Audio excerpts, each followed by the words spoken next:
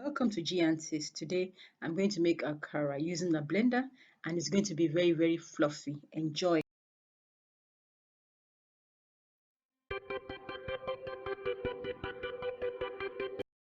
Beans has been peeled, so I'm going to soak it for 1 hour since I'm going to use a blender.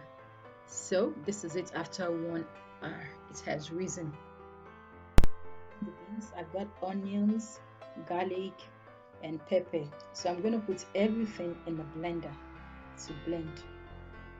I'm not going to add much water since it's already soft.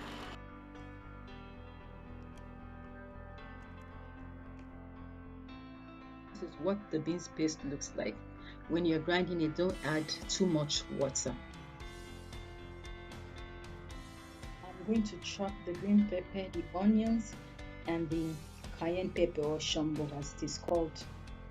This is going to add both color and taste to it.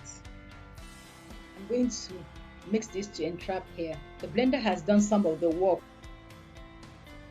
A little bit of salt to taste.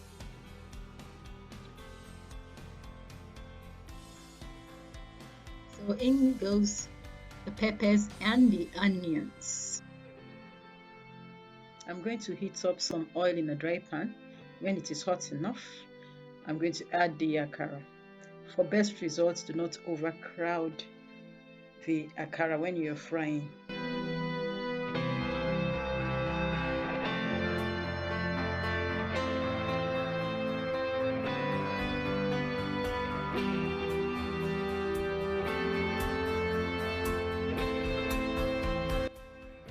Since the oil is not so much, when it has set, you need to turn it so that it doesn't stick to the bottom of the pan. And then when it's brown on the underside, you flip it over so that that side becomes brown too.